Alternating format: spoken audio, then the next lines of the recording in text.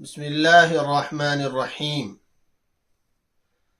محترم دوستو، آج کی ویڈیو ایک بہت اہم مسئلے سے متعلق ہے۔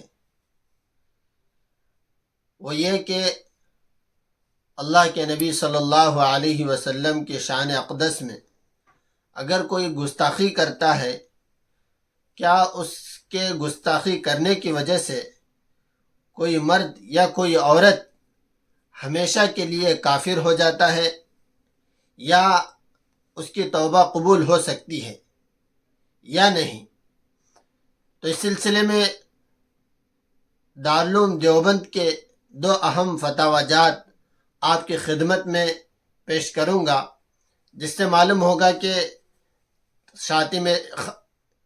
معلوم ہوگا کہ گستاخ رسول کی اگر وہ سچی توبہ کر لے تو قبول ہوگی یا نہیں۔ تو چلیے فتاوی جات دیکھتے ہیں۔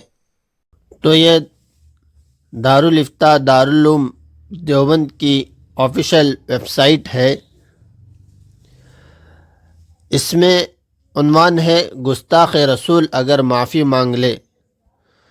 اس میں ایک شخص نے پوچھا ہے، حضرت مفتی صاحب، میں انڈیا سے ہوں، اگر کوئی مرد یا عورت کچھ برا بولتا ہے یا بولتی ہے رسول اللہ صلی اللہ علیہ وسلم کے بارے میں یا گستاخی کرتے ہیں، اگر سچے دل سے اس نے توبہ کر لیا اور معافی مانگ لی تو کیا معافی مل جائے گی یا حد اور سزا اس پر لاگو ہوگی؟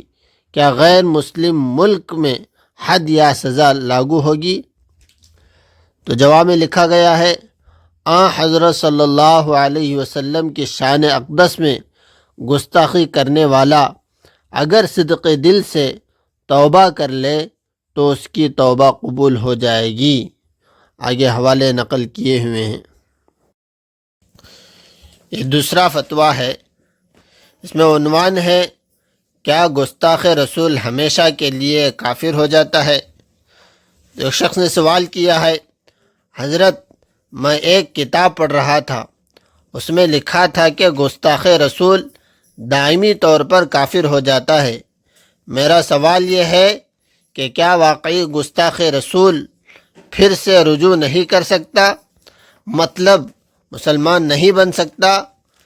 اور کیا واقعی گستاخ رسول مسلمان نہیں رہ سکتا اور شریعت کے روح سے کافر رہے گا اور کافر ہی مرے گا؟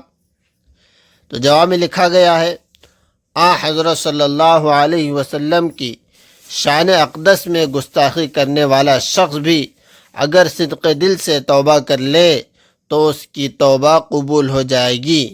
یہ حکم نہیں ہے کہ وہ توبہ کے بعد بھی کافر ہی رہے گا اور کافر ہی مرے گا۔ واللہ تعالی اعلم۔ دارالفتاء دارالعلوم دیوبند۔ تو ان دونوں فتووں سے یہ بات واضح ہوتی ہے کہ اگر کوئی اللہ کے نبی کی شان میں گستاخی کر لیتا ہے، اگر وہ سچی توبہ کر لے تو پھر اس کی توبہ قبول ہوگی۔ امید ہے کہ بات واضح ہو گئی ہوگی۔ السلام علیکم ورحمۃ اللہ وبرکاتہ۔